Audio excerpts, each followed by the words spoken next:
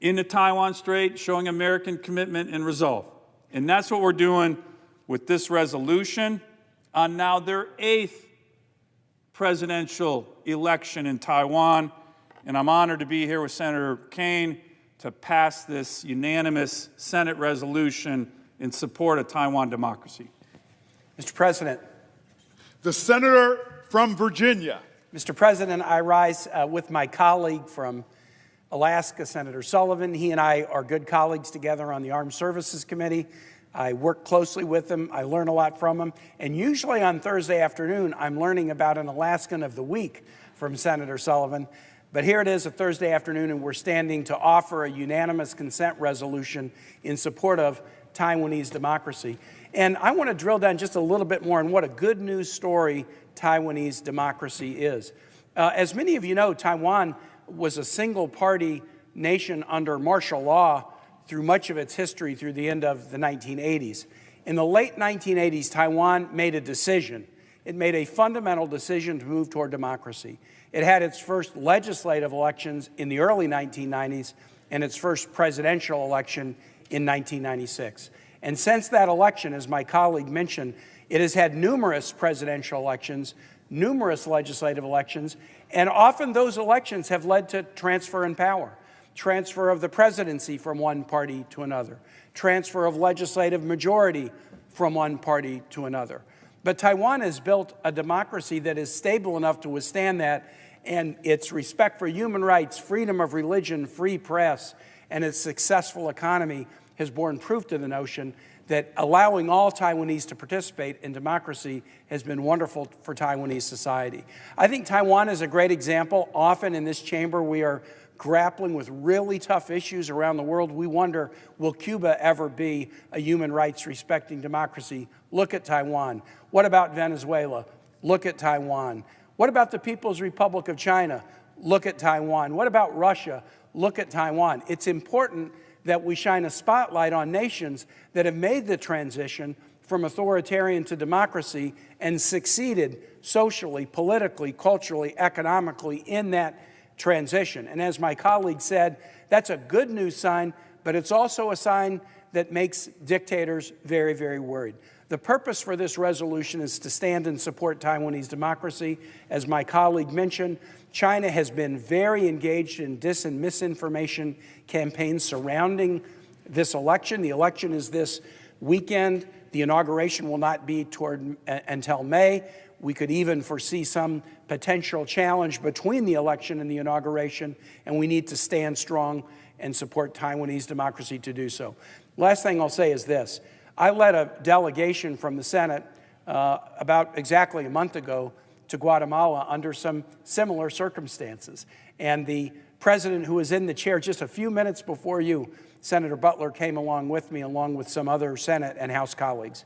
There was a presidential election in Guatemala, and a president-elect, Bernardo Arevalo, was swept into office on an anti-corruption campaign, promising Guatemalan citizens a real democracy that they've deserved for a very long time.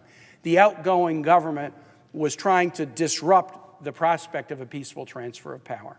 And so we took a bicameral delegation down to talk tough to the outgoing government and to speak up for the incoming government and try to preserve democracy in Guatemala. Why do I bring that up now? I bring it up because Guatemala is one of the few nations in the world that recognizes Taiwan.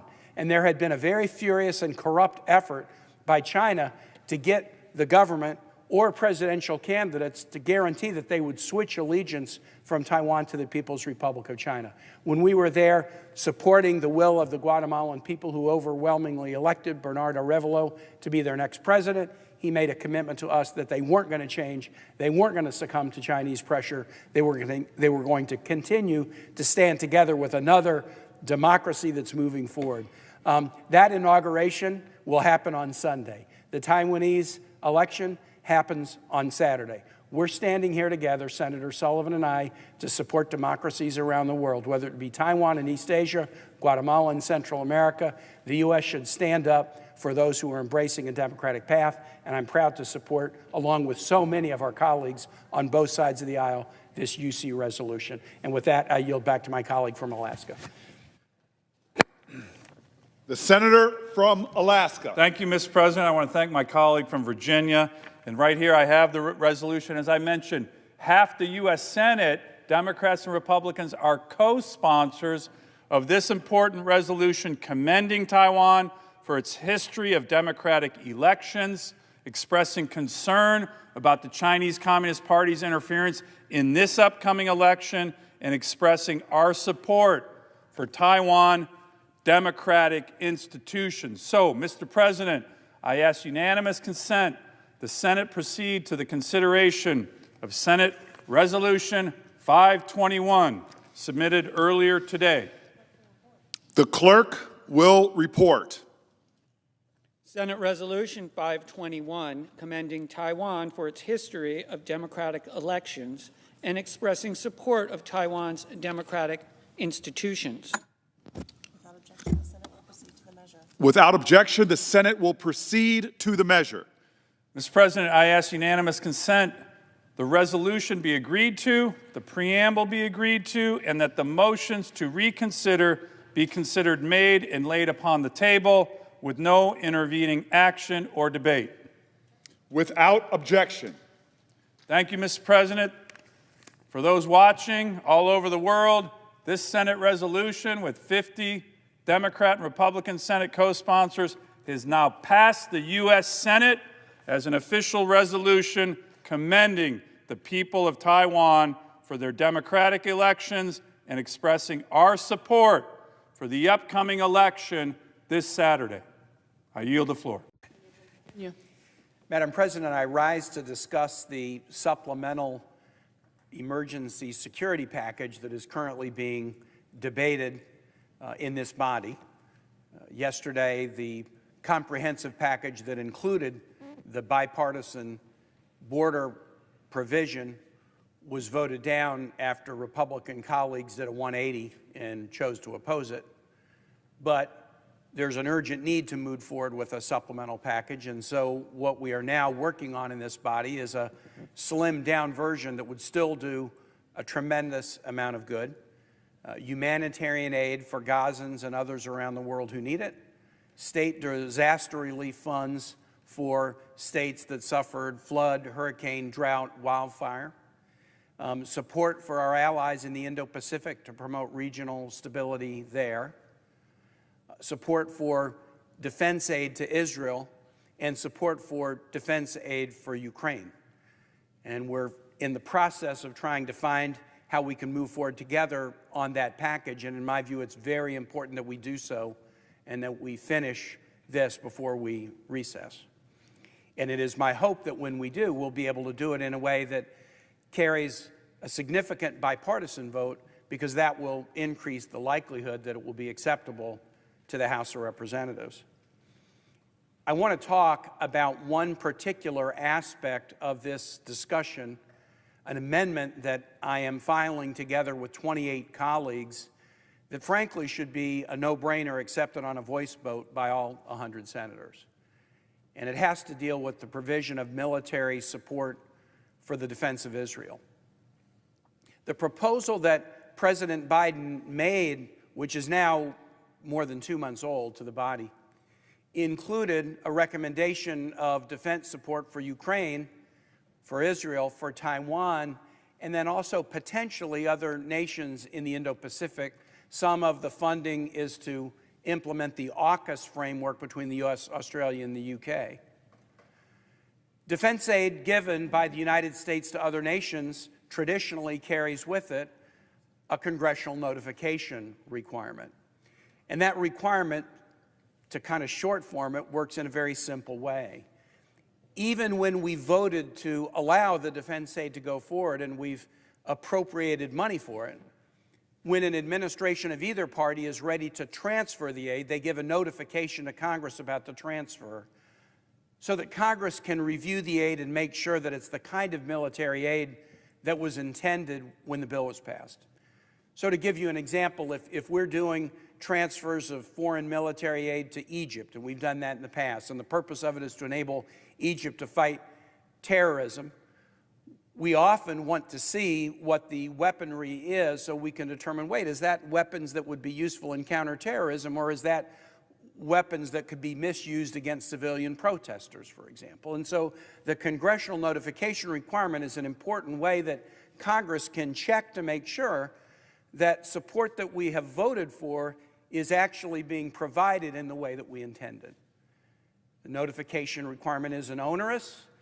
It requires that Congress be given a certain, not lengthy, but short period of notice where we can analyze to determine whether the aid is the kind that we intended. And if it isn't, we don't necessarily have the ability to veto it, but we can ask additional questions of the administration.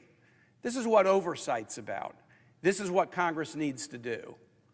And this is tradition with respect to arms transfers to any nation.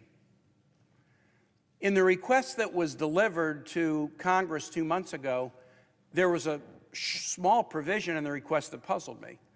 And it said that the traditional congressional notification provisions under this supplemental bill would not apply to any of the defense aid to Israel.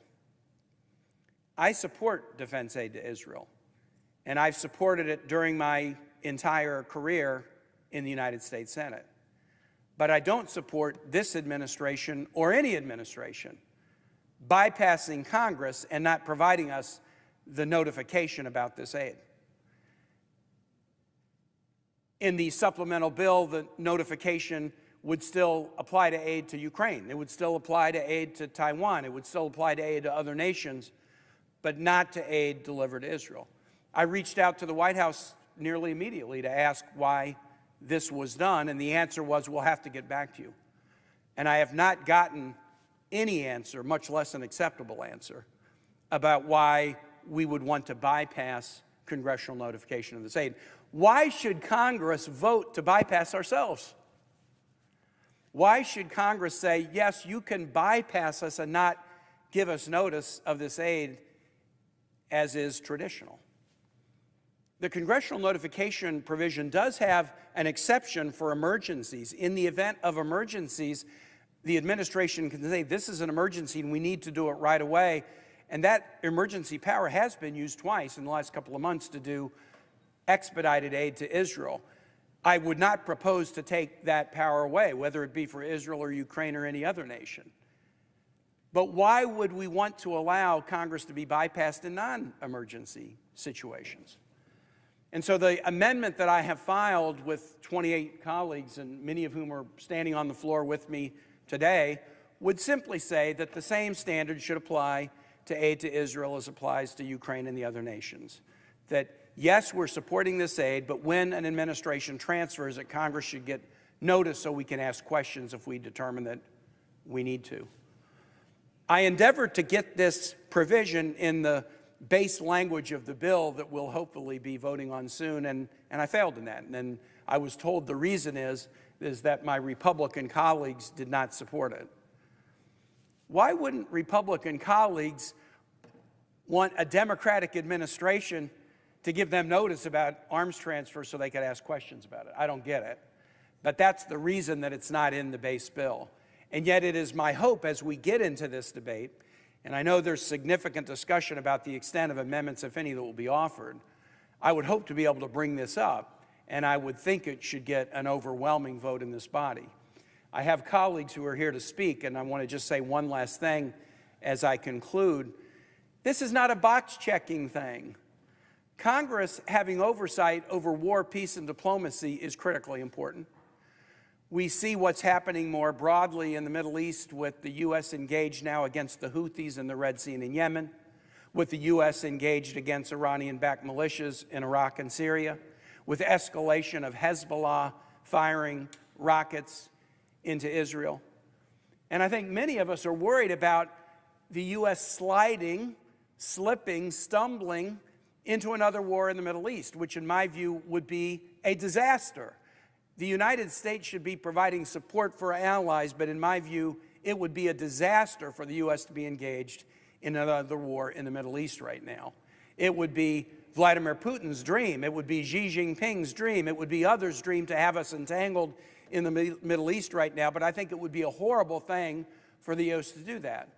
But if that is to be a possibility on the table, let it be debated here.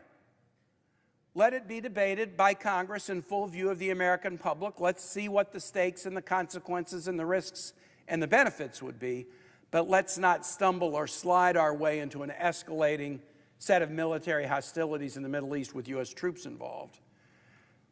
The provision about congressional notification on arms transfers is part of this very thing, to make sure that important matters of war, peace, and diplomacy are not just done by any executive, but that there is full buy-in by Congress, lest we find ourselves in a war that we shouldn't be in. And so I'm going to work to see if I might be able to get this as part of the package that we're negotiating. And again, I would think any member of the Article I branch should not casually accept an evisceration of its oversight powers over arms transfers. And with that, Madam President, I would like to ask unanimous consent that my legislative fellows, Hannah Kaufman and Angelica Perkins, be granted floor privileges for the duration of their time with my office. Without objection. Great. Thank you. I now yield the floor. The junior senator from Virginia. Madam President, I had not intended to speak today, but I had the good fortune to be on the floor to hear my colleague from Minnesota describe this urgent amendment, which we do need to take action on. And I want to commend her for the work that she's done for our Afghan allies over a number of years. I do believe if this is offered as an amendment, it will get an overwhelmingly positive vote in this body. And I wanted to just share a little bit about these Afghans in Virginia. In 2021, when Afghans were coming to the United States at the end of the war, they came to Virginia. Almost all of the Afghans who came to the United States came to Dulles Airport. They were then taken to a facility that was a Dulles Conference Center where they were processed. And I had the opportunity to see them both at the airport and at the Dulles Convention Center. After initial processing, these Afghans were distributed to 8 military bases across the United States, and 3 of those bases were in Virginia: Quantico, Fort Gregg Adams, and Fort Barfoot. And in those months, October and November of 2021, I visited each of the bases to interview the Afghans and hear about their journey, but also about their hopes for life in this country. It was tremendously inspiring. When Afghans would arrive at these bases on a bus from the Dulles Conference Center, they would be met by our troops standing outside the bus waving American flags. That was their welcome. I had a chance to visit with Afghans. When I visited Fort Barfoot in southern Virginia, I happened to be there the day before Veterans Day. And I went around to all these families and I said, I'm giving a Veterans Day speech tomorrow. What do you want me to tell American troops, veterans, and their families? And over and over and over again, what I heard from these Afghans was their descriptions of their love and affection for American troops, their love and affection for this country, the perils of the journey to get here, but their excitement that they might now be opening a new chapter of free life in the United States. More Afghans have chosen to settle in Virginia than any other state, by raw numbers and certainly per capita. And in those years since 2021, I visited with Afghans all around our Commonwealth. About a year after they arrived, we did a welcome celebration at Mount Vernon. And I had a chance to interview so many Afghans who were settling into life in the United States and hearing what they're doing. My colleague from Minnesota described some of the things that they're doing to already improve their community. I talked to young activists who were using the internet to try to help family members still in Afghanistan, or gain reports about human rights or the treatment of women in Afghanistan, or work on community support for Afghan communities around Virginia and around the United States. Just recently, I paid an amazing visit to a small city in southern Virginia, Danville, Virginia. I went there because of another part of this national security package. In the national security package, there is an investment in something called AUKUS, the U.S., Australia, U.K. Cooperative Defense Agreement in the Indo-Pacific, whereby the U.S. will help train Aussies to build nuclear subs, sell Virginia-built nuclear subs to Australia during the 2030s, but eventually enable Australia to build their own nuclear subs in the 2040s. The Navy, at my urging as a member of the Armed Services Committee, has helped stand up a training program in Danville. Danville is a great manufacturing city, but then lost a lot of manufacturing, tobacco, textile, furniture during the 1990s, but it's fought back strong. Danville is experiencing a renaissance, and about a year ago, the Navy opened up a facility in Danville to train the next generation of shipbuilders and subbuilders in this nation. And on the Armed Services Committee, as chairman of the Sea Power Subcommittee, I wanted to see this innovative program. It's an 8-week program, 5 different disciplines. People come from employers all over the United States to train together to help meet the requirements of our own defense and these AUKUS commitments that we've made. And as I walked in each of the 5 classes and looked at who was there learning, it started to dawn on me. It was youngsters from Danville. It was people from all parts of the United States whose employers had decided they wanted to send them to this training program. It was Aussies, Australian shipbuilders, and those who build the current diesel-powered subs in Australia were sending people to Danville, Virginia for 8 weeks so they could learn side by side with their American counterparts. But it was also Afghans. It was Afghans who have been in this country less than 2 years, but who have already sacrificed to support the defense of this nation, and who have decided when they heard about this opportunity, you know what? Why don't I be a shipbuilder? Why don't I be part of the submarine industrial base? And watching Afghans sitting next to Australians, standing next to kids from Danville, Virginia, to train to build and manufacture the most complicated items that are built on the planet so that they can defend this country and defend freedom around the world. These are not only people who have sacrificed for us, these are people who are already becoming good citizens in this country, contributing to the nation, contributing to their communities. They don't deserve to be held in a legal limbo where every day they question what their status will be tomorrow. And that's why supporting the Afghan Adjustment Act, as negotiated into an amendment on this bill, might be one of the very best pieces of this bill. It is my deep hope that we can get this done before we leave here and pass the supplemental. With that, Madam President, I yield the floor. President, the first child born in vitro in the United States is Elizabeth Carr, and she was born in Norfolk, Virginia in 1981. Elizabeth's parents were Massachusetts residents, and they struggled with infertility, and their dream was to have a child, and yet it was not to be until they heard about a husband and wife team, Walter and Georgianne Jones, who had been reproductive physicians at Johns Hopkins and then went to England to train with the early pioneer of in vitro fertilization. And they came back to the United States wanting to open a clinic to help couples dealing with fertility issues.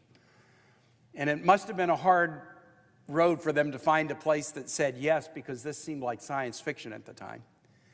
But the Eastern Virginia Medical School in Norfolk said, open a fertility clinic here. I remember I was 23 years old then, and in my memory there was something about it like on the cover of Newsweek. I've gone back and realized, no, it was Life magazine. Because it seemed like science fiction. The science is so hard to even wrap your head around, and yet the Carrs heard about this and they started to travel. They were not people with much money. They started to travel to Norfolk and became patients of the 2 doctors, Jones, and their daughter Elizabeth was born in Virginia in 1981. She's 43 years old today. She's raising her own family today. Elizabeth has been followed, wrap your head around this, what seemed like unimaginable science fiction in 1981, there are now, by best estimates, 12 million people walking this planet who were born by IVF, living their lives, being happy, raising families, contributing to their communities. 12 million people. What could be more pro-life than in vitro fertilization? 12 million people.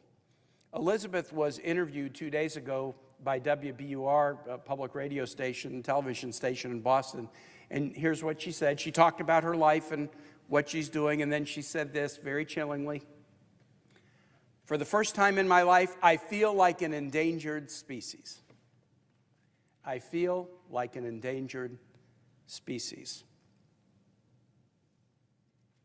I think many of us believed that the Dobbs decision, and we made predictions about it, was not fundamentally about pro-life, it was about control.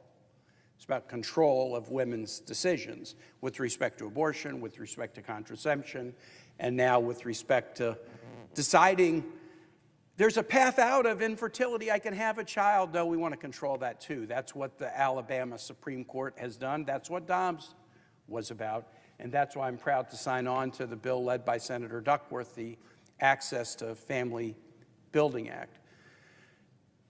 It's as simple a bill as can be. Healthcare providers have a right to provide fertility treatment, including in vitro services. Patients have a right to access fertility treatment, including in vitro fertilization services. This is not a mandate.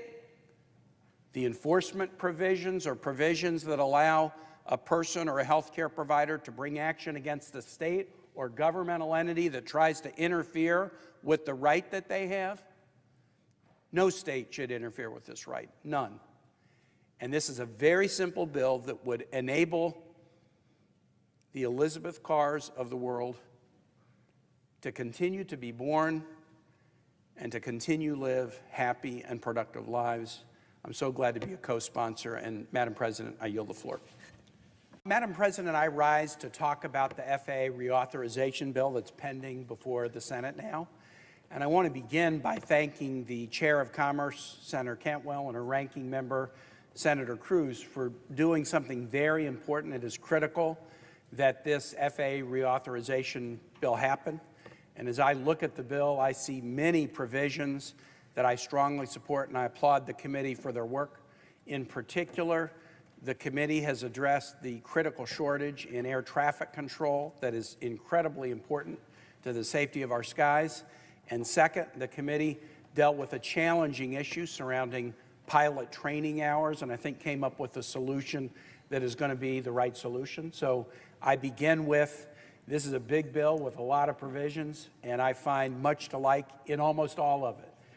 But I rise to address the one piece of it where I am not supportive, and that is the mandate that the Senate committee version contains to add 5 slots or 10 flights to one of the most delay-prone and congested airports in the United States, Reagan National Airport, otherwise known as DCA. And I wanted to spend a little bit of time going into this issue as the senator representing Virginia, but I stand together with the support of colleagues, the senators from Maryland, Senator Van Hollen, Senator Cardin, the senator from Virginia, Senator Warner. We are filing an amendment to remove the additional slots at DCA in this provision, and I want to just explain why to my colleagues. First, just a word about DCA. Most of us know it, but maybe not all know it and can put it in the context with other airports in this country. DCA is a postage stamp of an airport. It's 860 acres. By comparison, Dulles is built on 12,000 acres.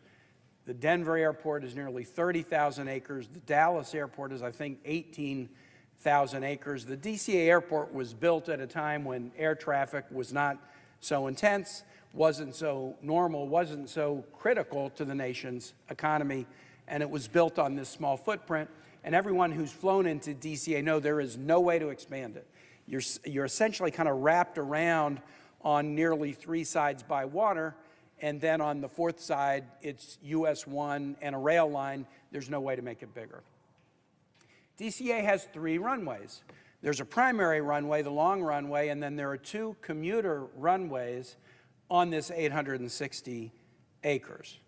When DCA was built, and more recently as studies have been done, the estimate has been that DCA should, on that footprint with those 3 runways, accommodate 15 million passengers a year in and out of that airport.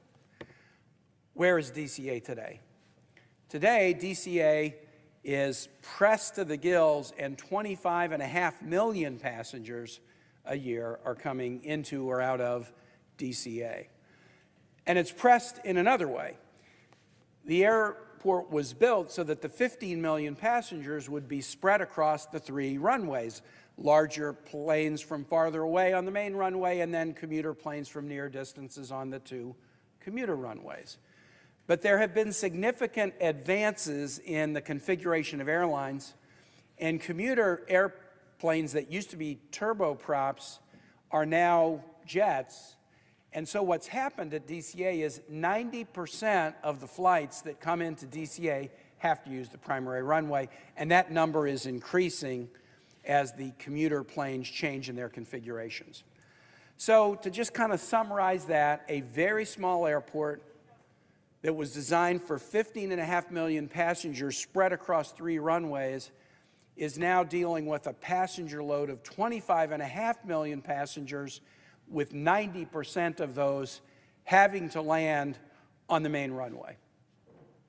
How does that make DCA rank with other airports in the United States? Well, again, because of its small size, there are a number of airports that have more passengers in and out. DCA is the 19th busiest airport in the United States, if you look at the entire airport.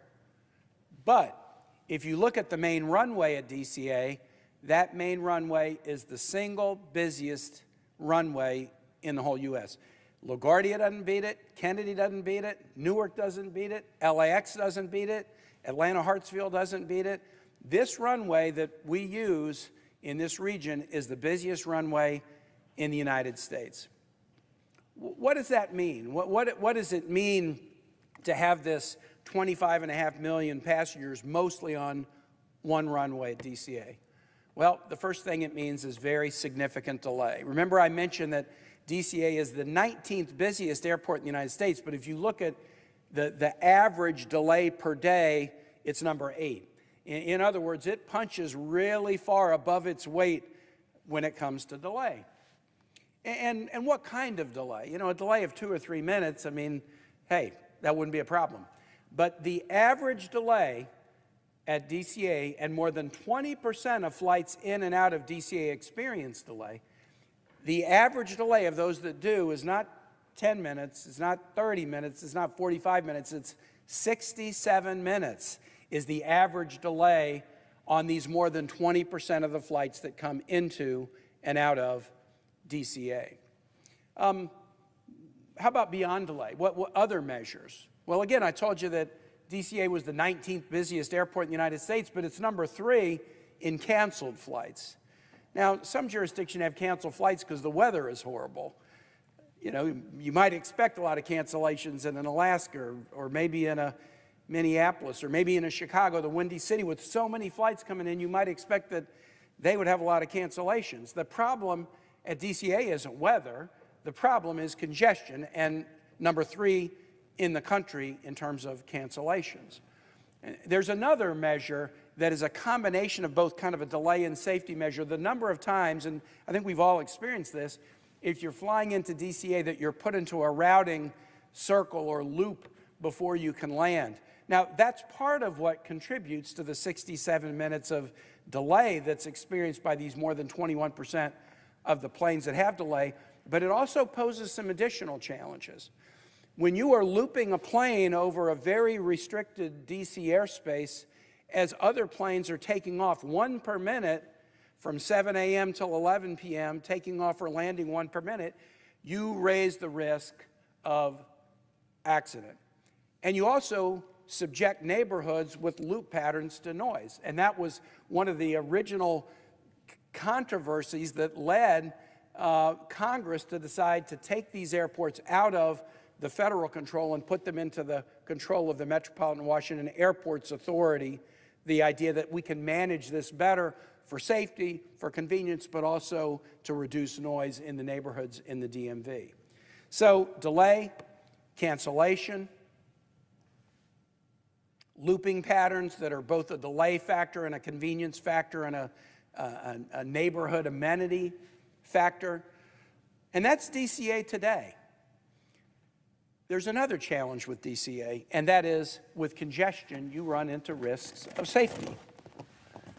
As we were considering this matter just in the last few weeks, before the FAA bill was pending before Congress, but work had been done in the committees and work had been done in the House, there was a near miss on the runways at DCA. A plane was getting ready to take off on the main runway, a flight to Boston, a JetBlue flight to Boston, and another plane was trying to cross over to one of those shorter commuter runways, and they came within 300 feet of a collision.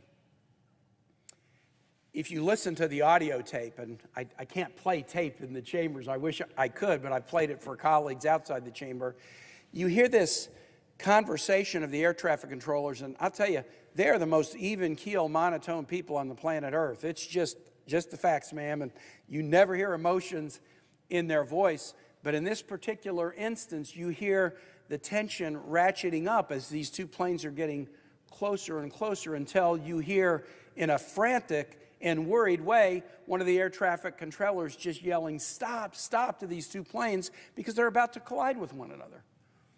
300 feet isn't very much. It's not very much. And yet you raise the risk of accident with congestion. I mean, it stands to reason.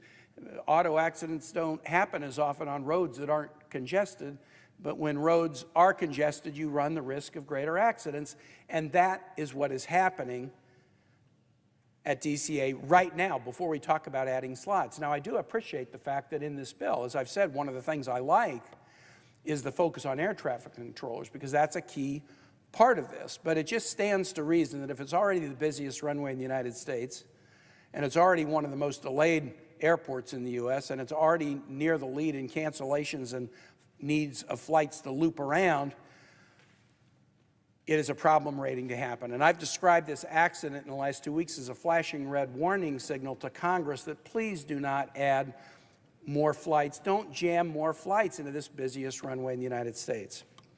The proposal before the body is to add 10 more flights, what we call 5 slots. It doesn't sound like a lot. I mean, I'll admit, 5 slots doesn't sound like a lot.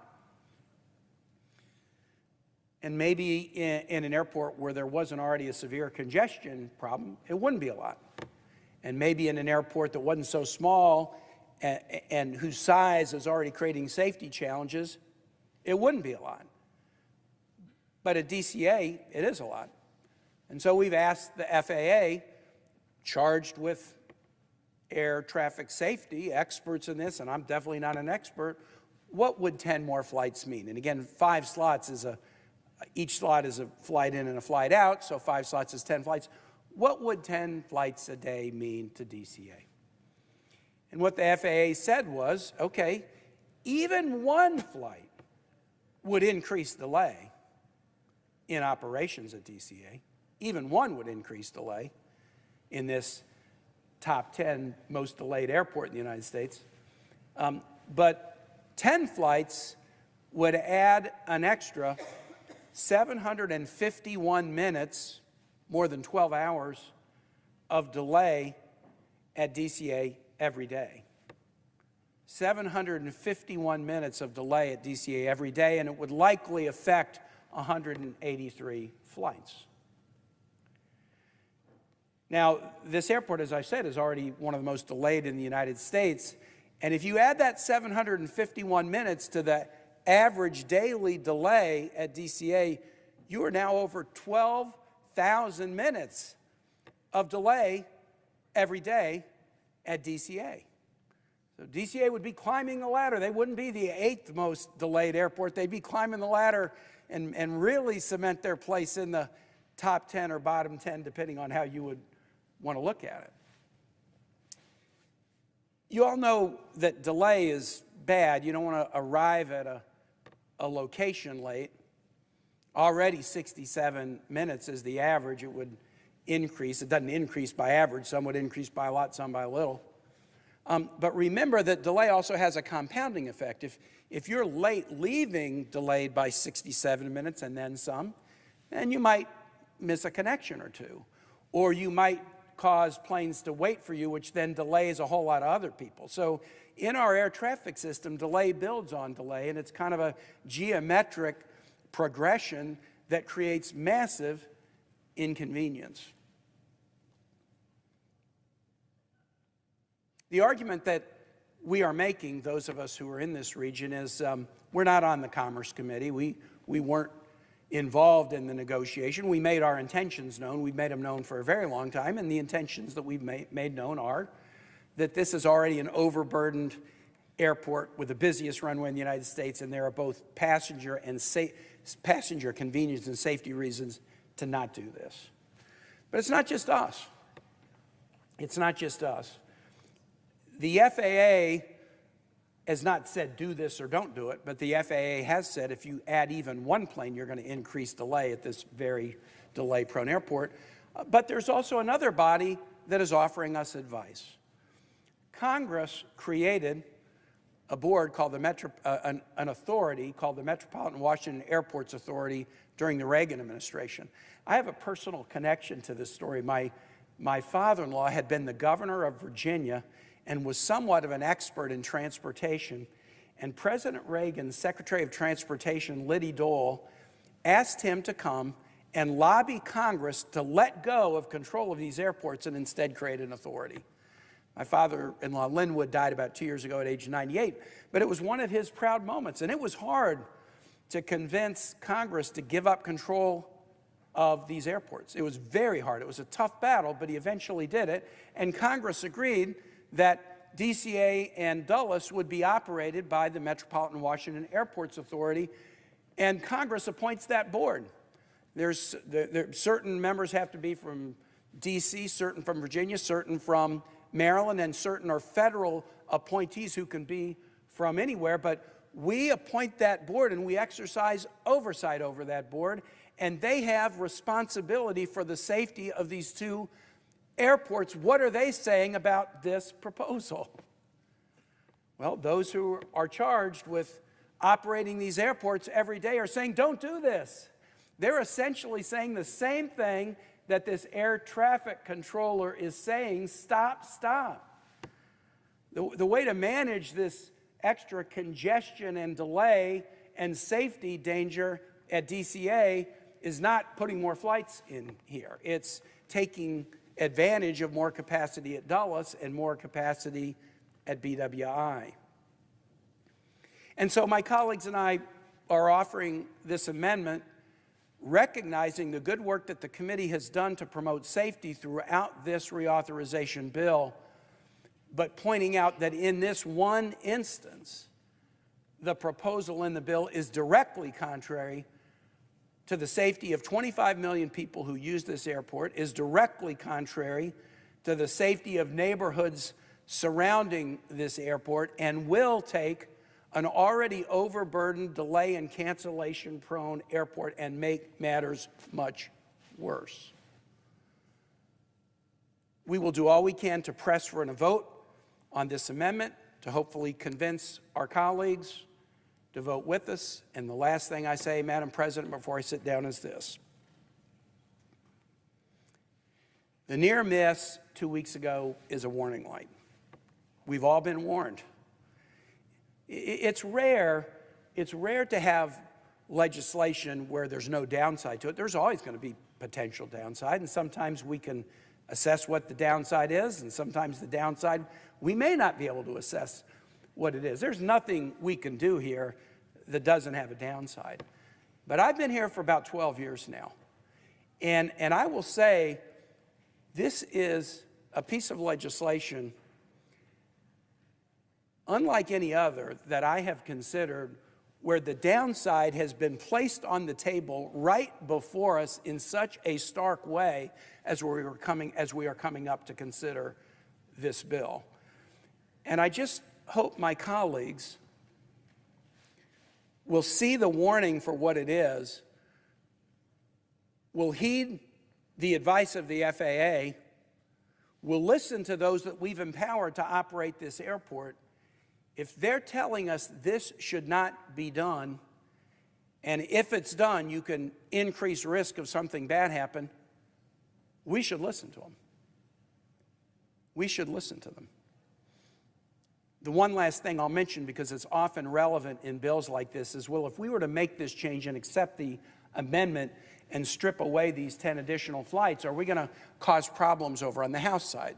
You know, we had this debate about the FISA reauthorization. We have this debate about appropriations bills all the time.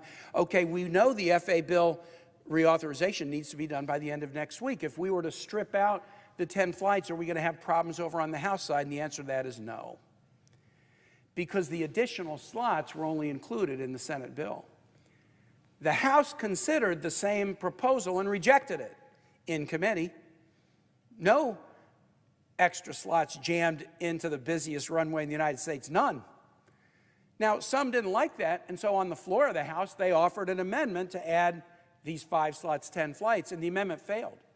So we know what the will of the body is on the House side already, and that was a vote that took place before this near miss. My surmise is if they were against it before the near miss, they're going to be even more against it after the near miss. And so we needn't worry that if we adjust the bill before us to take this out, that there's going to be a danger on the House side of compromising the bill and causing us to miss the deadline on the reauthorization. And with that, Madam President, I appreciate the attention of the body and yield the floor. Thank you, Senator Warner, and I also want to thank the Senate Majority Leader, Mr. President. I have spoken on the floor a number of times about this, and I don't need to rehash the deep concern I have about the excessive delay that already exists at Reagan National, the excessive cancellations that already exist at Reagan National, the excessive need to put planes into holding patterns circling over a city with very restricted airspace at Reagan National. I deeply oppose the jamming of more flights onto this runway, and I opposed that it was done with no involvement from Virginians whatsoever, no opportunity for us to weigh in. We're not on the Commerce Committee, and so the only way we have to have an impact on this is to have an amendment on the floor, and we may win it or we may lose it, but this is our hometown airport. It's all being done without us, and the only impact we have is to be able to do something on the floor. And so the proposed amendment that I introduced was simply to strip the slots, to follow the advice of the FAA, to follow the advice of the Metropolitan Washington Airports Authority, to follow the advice of people who know what they're doing so as to avoid a potential catastrophe. I'm not going to get that amendment. I'm not going to get that amendment. So instead, what Senator Warner has done, together with our Maryland colleagues, is proposed a compromise.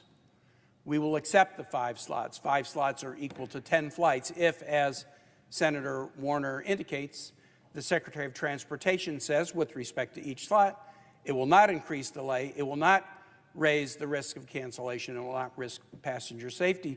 We should all want that, not only for the airport that the Capital Region uses, but for all airports, not increasing delay, not increasing safety risk, not increasing cancellation risk. And so that's what this amendment is. We want to vote on our amendment about our hometown airport, and we've offered a compromise to protect safety and the convenience of passengers. And I would hope that my colleagues would see fit to allow the home state senators in whose territory this airport is to at least have an amendment vote. And with that, I yield back to the Majority Leader.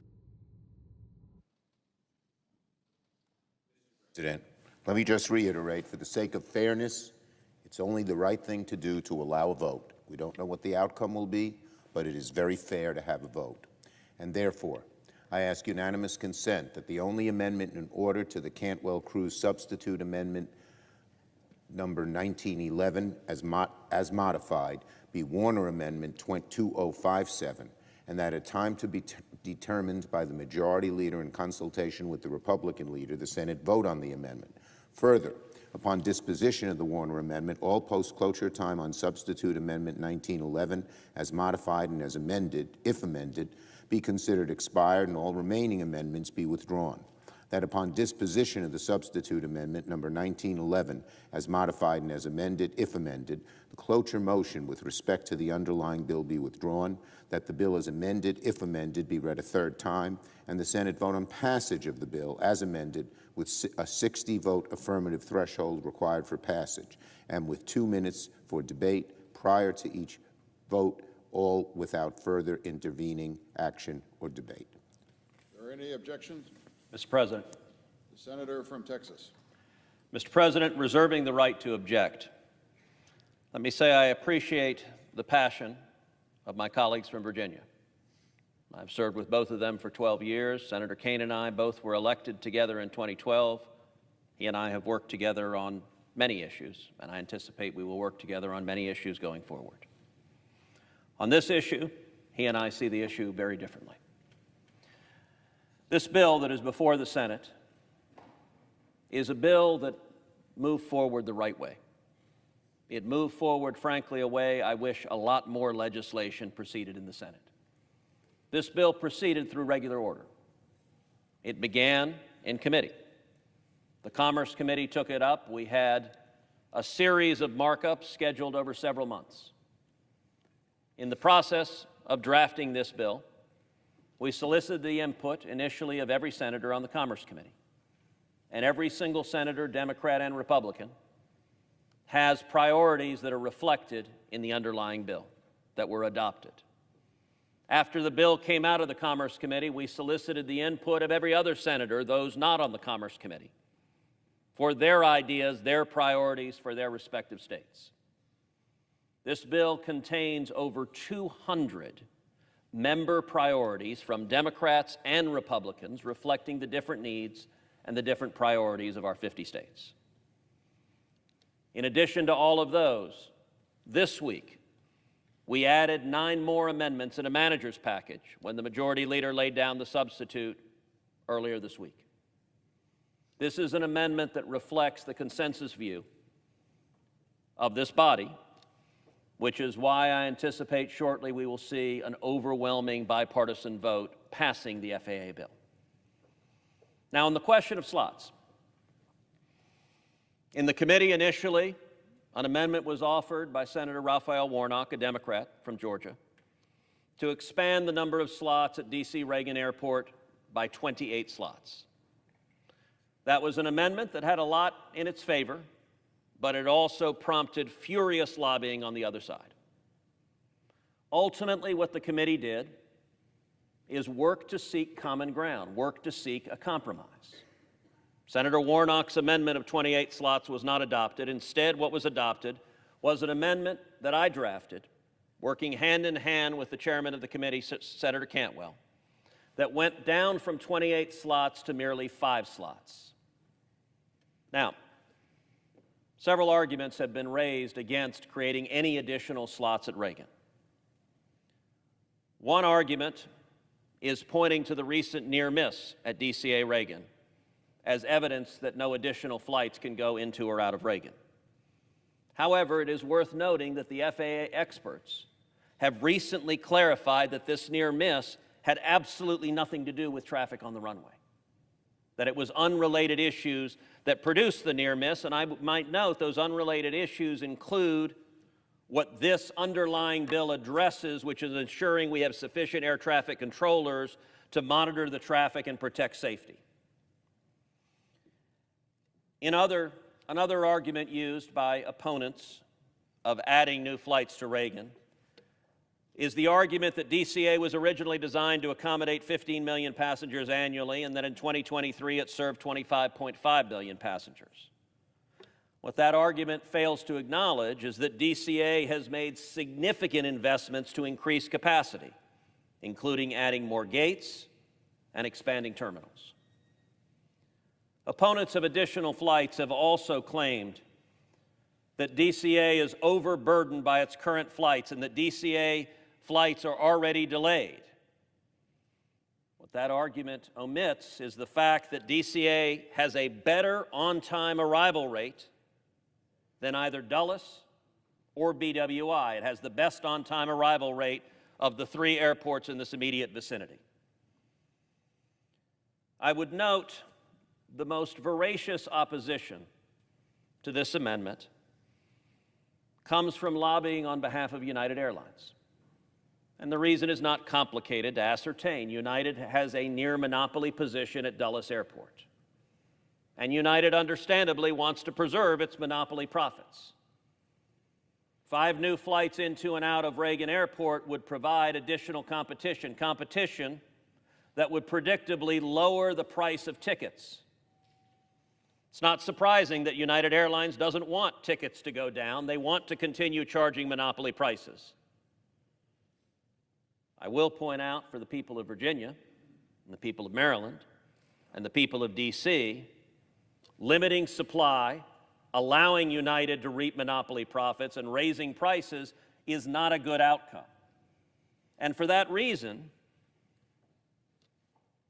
this bill as drafted, with the new flights, will benefit the people of Virginia, the people of Maryland, and the people of D.C. Indeed, in a recent poll, 67% of Northern Virginians support adding flights to DCA.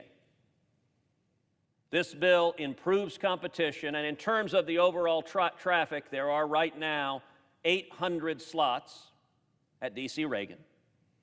When this bill is adopted, it will go from 800 to 805. So it is a small, reasonable increase.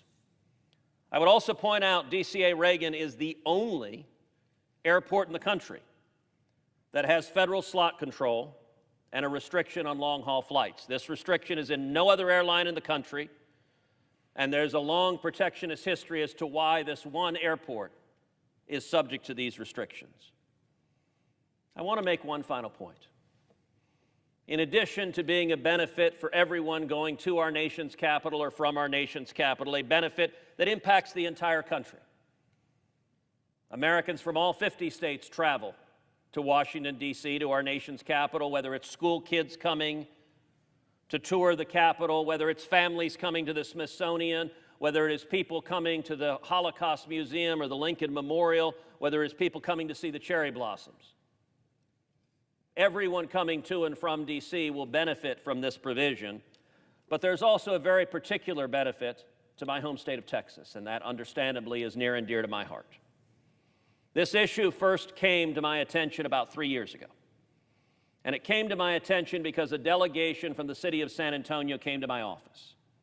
That delegation included business leaders, it included community leaders, it included elected leaders in San Antonio, most of whom are Democrats. And to a person, they were deeply, deeply dismayed that the city of San Antonio does not have even one direct flight to DCA Reagan. Now, San Antonio is today the 7th largest city in America. San Antonio is the 2nd largest city in Texas. San Antonio actually has a higher population than Dallas, Texas. San Antonio also has an enormous military population. Indeed, the city's nickname is Military City, USA. And there's an enormous population of active duty military and veterans who live in San Antonio. DCA Reagan is right next to the Pentagon, and it's right next to Arlington Memorial Cemetery.